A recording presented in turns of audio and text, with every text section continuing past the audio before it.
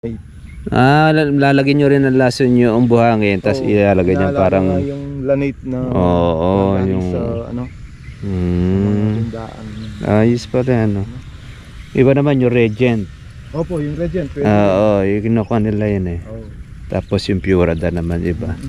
Dati kasi kami nagmamais din ng ganito Dati po nagtatanim din po kami ng gulay, kaya lang yung magulang namin dahil siya masipag kami hindi na namin masyadong natutunan yung paggugulay nila kasi nakapokus kayo sa ibang bagay saka yung kita dun sa mais parang nakukuha namin dun sa mga, kaya lang dahil yung hinihintay pa namin 2 buwan kaya bago siya harvest kaya medyo naiipon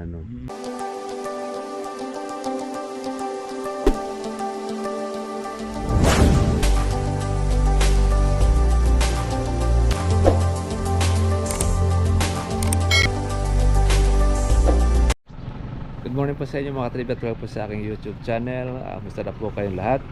Dito po tayo sa Florida Blanca. Dito, bondad na rin po siya ng kung saan po ng Lubao tsaka po ng Florida, yung barangay Santo Cristo. Ayan. Tayo po ay maghahatid ng ating pong abono, yung organic fertilizer. Ang gagamitan po ay ang kalahating hektarya po ng palay tsaka 1 hektarya po ng mais, yung sweet pear na itatanim po ni Sir Bitug. Kilala po pala kayo rito, ano? Opo. Baka dati po kayong konsihal. Ay hindi po, yung tatay ko taga-Kabangka lang po talaga. Sige. Taga-Kabangka lang po yung tatay nyo. Ayun. Nabili lang po yung lote na to. Kaya nagkaroon naman po kayo rito ng kuwan, bahay. Pero malapit lang po itataniman nyo rito. Opo, mais. pwede po natin na puntahan yung area. Sige, mamaya po. Yung mais po, halos mag-aapat na dahon na. 4 na dahon na. Ayun, yung palay sige. naman, medyo malayo sa kabilang kahit doon lang tayo sa may mais para makita po natin. Para ma-demo po natin. Kaya yung 10 yun na lang yung kinuha ko. Hindi po talaga siya saktong 1 hektarya. Kuwan siya. Yung may guldo. May dun sa taasan niya. Dyan na lamang po. May sa taasan niya, may mais din. Halos malaki nang mamulaklak. Marami nang mamulaklak. Kumbaga, hindi siya sabay-sabay na itinanim. Ayun. Okay. Dahil yung tagulan, yung maliit pa, palay yung tanim niya. Palay yung tanim. Galing yan. Ayun, pagkatagulan, dahil dito, dati may irrigation din dyan. Kaya lang, nung pinatubo, natigil siya dahil lang kung nasarahan. Yung mga may lote na dadaanan ng irrigation, nagbaha. Nagbaha. Doon po sa inyong kuha sa may mais, mga ilan sako ba na-harvest nyo doon dati? Na-harvest na sweet pear ilan sako? Ay, hindi tinulada po yung tonelada per kilo kon dito, hindi per sako. Per kilomeda yung ay minsan yung naitatanim ko na binhe halos maabot ng minsan pagka yung luwang niya halos ganito 6 na kilo, minsan lumalampas 6 na kalahati ganon. Pero kadalasan po sweet pear ang tanim niyo yung ayun po siya. But hindi kayo nagtatanim mga hybrid? Dati nagtatanim kami, ngayon yun, hindi kasi maselan yung pagbenta niya. Pwedeng hihihaw, ilaga, sabaw. Tsaka minsan, kuha siya, tawag rito, hindi mahirap ibenta yung sweet pear. Masarap siya kahit dahil sa matamis. baryo lang. Pwede nga naman. Yung kasi nga hybrid, matagal pa, pagugulangin mo pa yun. Tsaka yung edad nun, gaya nung sa sweet pear, 65 days. 65 days ang kuha niya. Mas mabilis kasi ang kuha ang sweet pear. Tulad ngayon, nung nakaraan, nagani kami, halos 62 days lang. 62 days niya. Nagbulang na siya. Maagang kuha niya, pag-harvest. Pero ano po ba mga kalaban ng mga sweet pear natin? Stem borer. Ayun, yung stem borer, tsaka yung mga black bag. May tira siya.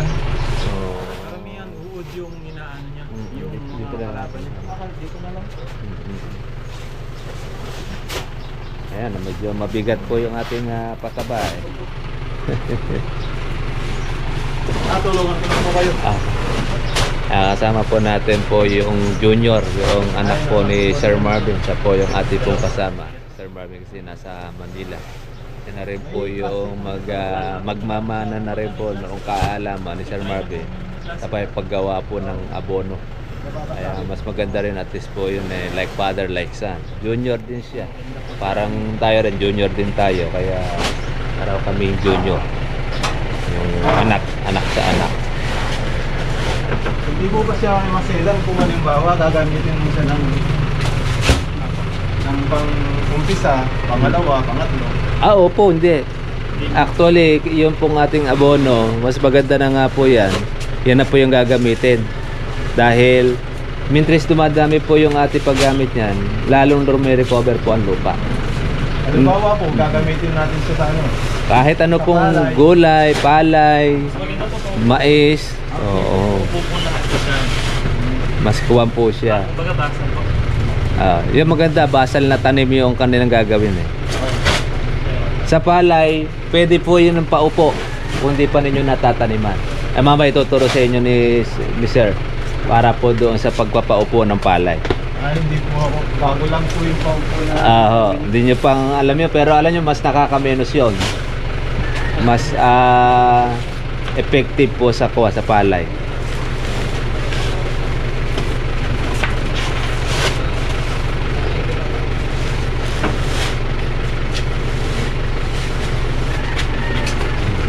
Mabigat po ano. Maraming ang napipiki dyan. Akala nila magaan eh. Akala nila parang 25 kilos lang na bigas eh. Kasi ko nga kanina. Pero yung sako ng mamon yung halos parehas din siya. Ayun yung sako. Ayun, yung complete na kuha niya. Yan yung ginagamit na abon namin. Yung triple. Kami po, kuha na po namin yan. Hindi na po namin nagagamit na po siya. Mula po noong tayo nakagamit na niya. Pati gulay, lahat na po yun natin nagagamit na.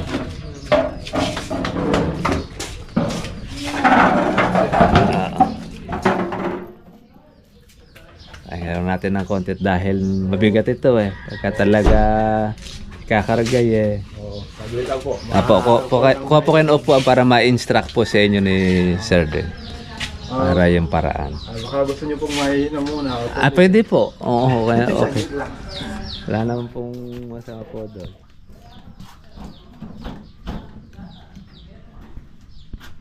Ayun yun yung natanggal na ko, yung napingas. Oo. Pero sa kawa, kaya. Umukot-kot nga yung gulong eh, pag akyat eh. Problema nga lang noon, dahil nga doon sa yung walang laman yung ito, lahat nandoon sa may troller. Kaya kumukot-kot lang yung pag-akyat namin. Pero nung nilagyan namin ng laman niya na 10 sako, doon siya nagdire-diretso. Nakaakyat. Kaya lang, nung problema, nung pagkuan na, pagbaba na, ay pabulusok naman na yung... Pero pagpahon po medyo kaya niya. Doon lang kasi itinulak na siya noong troller eh. Wala pong pumipigil. Kaya napigtas yung kuwan niya eh, lalagyanan eh. Ay kung hindi napigtas yun, baka nalaglag na kami ni Sir Marvin doon sa... Ang alam namin, baka hindi na kami makauwi eh. Pero di po kinabahan si Daddy. Kaya buti nga, buo loob ng papa mo. Talagang hindi niya sinundan talaga niya yung daan. Kasi inisip nga namin, huwag lang sanang may dumaan na sasakyan dahil matatamaan talaga. Mga truck na talagang maobligado mo talagang ikawan. Pwede po yun, ibabangga ni Daddy. Doon sa kabila. Sa kabila na niya, ikuha na niya. Para lang. Mabilis din yung aming ko. Kuha mo kasi sliding na pabulusok pa eh. Yun yung handbrake, di na rin masyadong gumana eh. Parang wala lang. Wala na eh. Iba pala to, hindi pala kagaya ng dati na kuha niya. Sasakyan. 4x4 po sana. Buti nga, kung halimbawa ito, kuwan, may tendency nga raw yan na pagka pinulstock mo, papahalang kami. Pagpamahal lang yun, magugulong-gulong ang sasakyan. Ako full stop po. Oo, Kaya magmamukha tama po siya. yung ginagawa niya na Oo, yung slide na dos-dos lang siya. dos lang. Mm. Pero kung iba po yun, ipo full stop. Ay, oo, full stop na yun. Yung mga hindi po alam na Nidire-diretso na siya. hindi po pala yung sikreto ng son. Pero yung meron yata sa sasakyan, ito yata hindi yata ganun. Pag ito po full stop, parang dadaustos lang din. Oo, yun yata ang kaibahan nito. Old model, parang 2003. Oo, 21 years na nga raw yan. Tagal na po. Oo, tagal na raw siya. Isipin mo, 26 na ganito. Ito 10, dyan lang inilagay yun. Para kumuha lang yung ilalim. Kahit pa paano mabalanse po. Kumot-kot, mabalanse. Kung di pa binawasan yung 26 ton, ako lalo mas matindi yung yung tulak noong troller. Oo. Okay. Punta muna tayo mga kapitbahay sa farm. Ito sinasabi ni ate na may tindahan. Tanong po kayo dun sa may simbahan na yun. Oo, doon sa lagpasan doon yung matandang babae, kilala kayo. Oo, kilala. Oo. Ay doon kasabi tindahan ka doon. Oo, yung mga tao mo dito, alos magkakamag-anak. Kamag-anak. Kaya pala kilala kayo. Ay hindi ko pala maliligaw basta't dito. Pero doon sa isa, tinuro kami doon nagpasa ka na tol lang. Yung pala may sometimes pala yung sabi ko, mukhang duda ako. Tanong uli ka ako tayo. Tanong kami doon sa may kanto, sa magka-tricycle driver. Doon ka, balik ka kayo, sa Bobra kayo. Ay, tama nga. Mali ka ako ng daanan. Pagdating to, kakanan kayo sa diretso. Pala ako. Ay, meron pala mga kulitis Oo, yan. Kulitis na lalaki, matinik yan. Ako, mahirap trabahuhin yan. Ba't naparami niya yan? Kung ano yan? Hindi lang tinaniman ngayon. Dati nagtatanim din ng kagaya ko ng ng mais din. Ayun, may dahil din siya. Pagka ito, magkukuha ka dyan, magtatanim at matanik na ganyan, hirap matrabahuhin yan. Ang ginagawa Matinik. ko ganyan. Ito yung kalamansi. Oo, yung sinasabi ko. Yan yung isang taon. Pwede na nga pamungahin yan. Nagbubunga na ako siya yun. Yan na, may bunga na siya. Ano kaya yung tanim niya dyan? Medium o kuhan? XL? Baka siguro baka medium yan. Malalaki na rin yun. O kaya XL siguro yung tinanim niya. Ito, baka napapansin niyo na po yung mais. Ito yung mais po ninyo. Oo, yun. Ang ganda na pala yung mais po ninyo. Ito tayo po mga kamag-anakan nyo rin dito. Oo, yan. Pero kayo hindi po nagkonsihan. Ay, hindi naman po. Hindi naman. Pwede ka Yung tumakbo ng tatay po konsihan. namin, pwede, Naging- konsyal siya dati. Kaya kilala. Oo, kayo pwede rin. Marami pala kayong kamag-anak eh. Ay,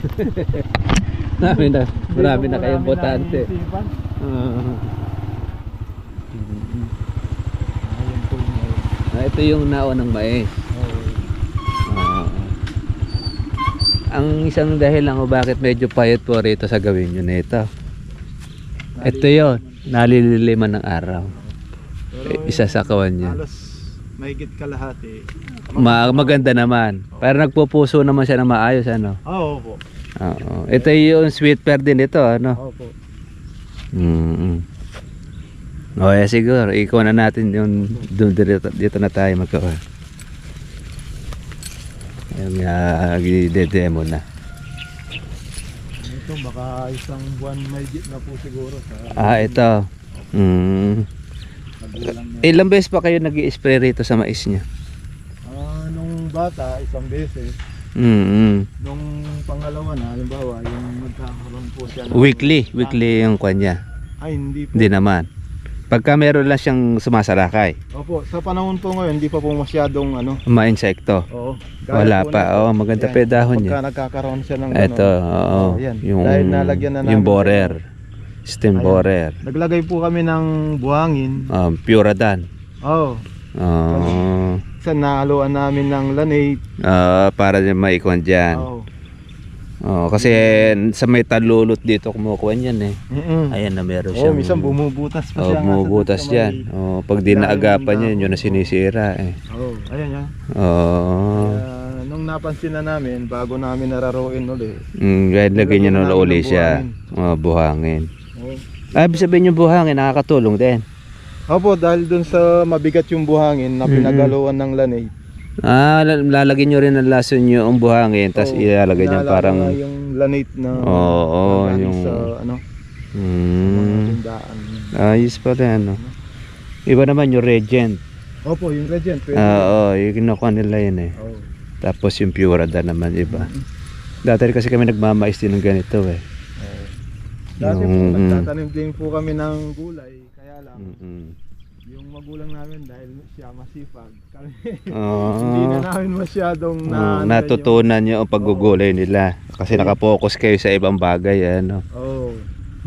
Saka yung kita doon sa mais parang nakukuha namin doon sa mga, kaya lang dahil yung hinihintay pa namin 2 buwan.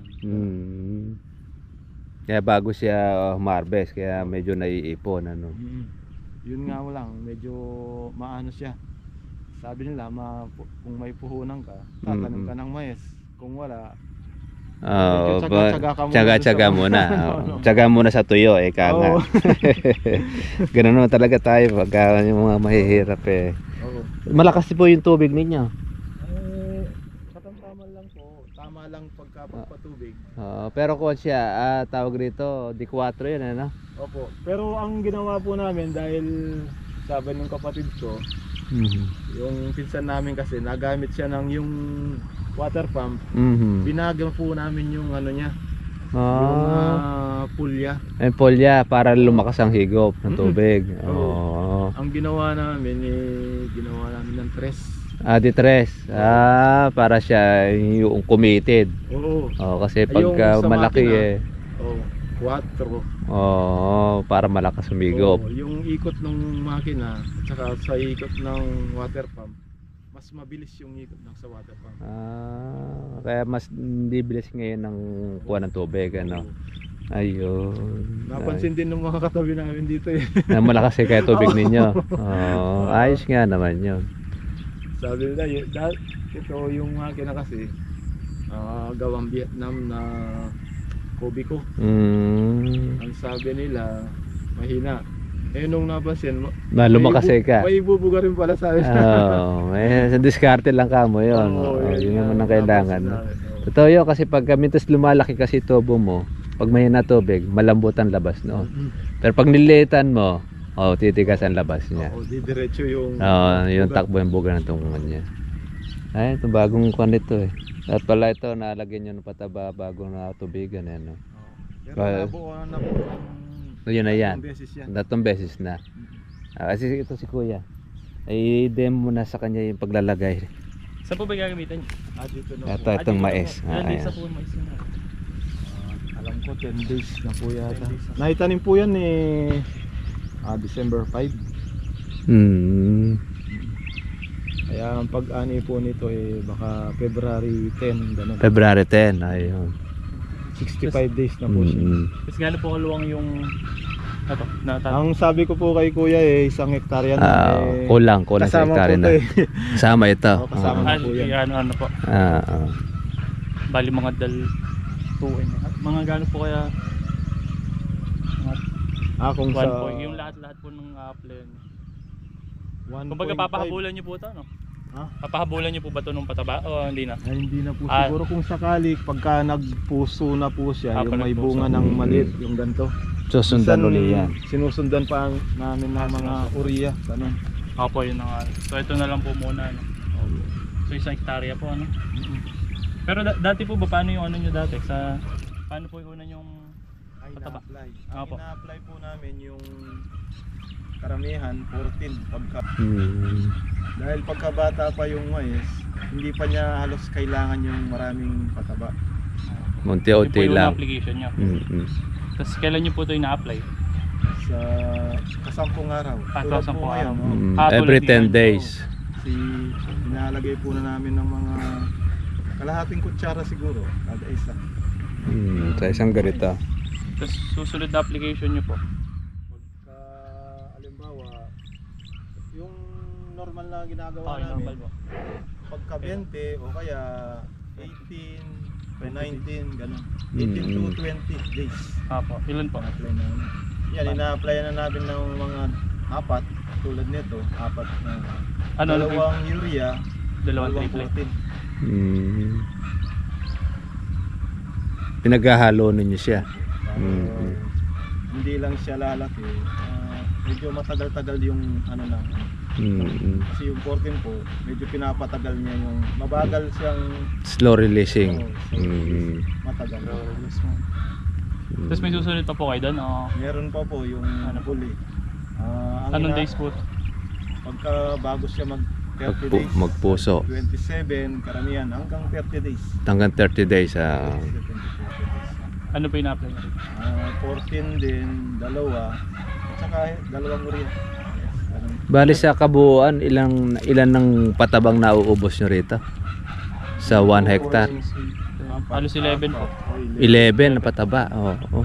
Nung nakaraan, kaya lang, maganda yung ano namin, kaya lang, dahil umulan, inabusan ng tubig, nadapa pa. Nadapa Oo. pa siya. So ito po lahat, no? Oh, Hmm. Marami rin pala pataba pa ninyong kawanan. No? Saka, kaya mo yung nasabi ko mga medyo maaga-aga, minsan nag-aabono kami. Kapag kumukupas na, napapansin namin, medyo nag-green na yung ano, yung light green ba, kumukupas siya. Nilalagyan na namin siya ng kapag. Hindi kayo nag-spray ng foliar? Nag-i-spray kami, ako kung minsan, pagka bago magbulaklak. Bago magbulaklak? So, may bunga ng mga ganito kalaki. Doon lang kayo mag-a-apply ng foliar. Ano yung karaniwang foliar na nyo na ginagamit? Yung kulay orange na Yung kuwan yun. Tawag dito. Yung pulbos. parang abono ang dating niya. Oo. Yung, Yung pulbos yun. Nakakuhan siya. Yung kulay orange, may kulay, may pink pa yata, no? May dilaw. Oo. Orange tsaka dilaw yung hindi ko lang alam kung ano. Kuwan yun eh. Ginagamit din sa palay yun eh. Sa palay. Oo. Yung kasing dilaw, isang karamihan sa palay nilagay. Pagka yung orange sa mais naman. Sa mais, Oo. pinapalaki daw yung puso. Yung puso. Yung Oo. pinapahaba. Eh kung Napansin ko lang man, hindi parang maganda, may epekto naman. may epekto naman siya. Oo. Kasi yung kuha niya bumiberde. Oh. Pero yung kasi mga foliar, nakadepende rin kasi yon doon sa abonong nilagay mo. Dahil yung kakainin niya kasi yung mga na-stock noon, ang tutulong doon yung foliar. Yun nga po yung sabi ng pamangkin ko. Oo. Nakita niyo yung dayami na yun, matinik. Apo. Doon, yun yung siya yung nagtatanim doon. Siya rin nagtatanim din ng kuha noon. Kaya lang medyo nagpahinga siya ngayon. Ewan ko anong... Baka wala siyang puhunan. Nagtanim po siya palay eh. Palay naman. May po siya sa kabila, sa may kabangkalan. Ah. Nakita niyo yung may palayan doon. Opo. Doon din po siya nagtatanim. Nakapag-argala po siya ng isang 0.5. Na 0.5 hectares. Magkano po ang arkilahan dito ng per hectares? Per year ba o per harvest? Per year. Per year. Oo. Ang ano nila, yung 0.5, 25. Yung 0.5. Oo. Balik mapatak na 50. Oo. Pwede. Sa may irrigation yun. Sa may irrigation. Dito siguro baka medyo mababa. Mababa kasi papatubig ka pa ano. Diesel. Malaki gastos kasi pagka meron kang diesel eh. Pwede na rin. Pagka 10 years pala, kalahating milyon ano. Pag isang hektarya. Matagal-tagal. Kasi kaya po natin tinatanong, isa, pag tatanim mo ng kalamansi, pinakamababa doon 10 years. Kasi mula doon sa lupa, basta't kuhan siya, may walang problema sa tubig. Yung ganito, pwede kalamansi rito. Ayan, nababa yung kalamansi nyo eh. Kung magkakapital ka, Ayun, so pwede na yan yung 10 years kalahati. Eh lupa pa lang yun. Siyempre magtatanim ka na dyan ng punla. Tapos kukuha mo pa siya. Ayun ang magiging cost niya. Pero pagka meron ka naman lupa na kagaya nito, pwede mo na. Wala ka ng kalahating milyon na puhunan. Direct na antimano yung punla mo, tsaka na lang yung abonong ilalagay mo. Ayan o, maganda po kalamansi rito. Ayan. Ito naman siya, hindi mo po inalagaan pero nagbubunga. Lalo yung pagka inalagaan pa yan. Oo. Ito hindi niya pinutol po yung sa taas. Sa may taas, tumangkad. Alam niyo kung bakit tumatangkad po yan, yung kalamansi. Hindi kasi nagbubunga ng marami. Pero pag nagbunga ng marami yan, hindi tatangkad ng kalamansi, lalabong yon. Kasi sunong-sunong niya yung bunga niya eh. Kaya hindi siya tatangkad eh. Lalabong siya ng husto. Lalapad siya. Yun ang kaganda. Yun ang sekreto ng kalamansi. Opo, yun. Yung bata na yun. Kung Fred. Maganda yan. Maganda rin yung kuha ng kalamansi niya na yan. 300 na po na ano. Opo. Okay na siya. At least yun. Ayan, yan talaga pwede na pamungahin yan. Sa 1 year mahigit. Mahigit isang taon na po. Ganun. O magdadalawang taon. Sige. Paano na po sir ang ating apply dito?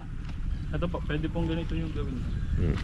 Na, sa first application, pwede nyo na pong isabog na po ng puro yung sa Organic. kahit po mga 5 po per hectare. Tapos after po ng 3 to 5 days, para nandyan na po yung pataba. Pwede nyo na po pahabulan ng urea nun. Yun na po yung second application nyo. Kasi maganda po pag nauna po yung sa pataba po natin, tapos anuhan nyo po ng urea, pahabulan nyo po mga 3 to 5 days. Ilagay ko na lang din po dito.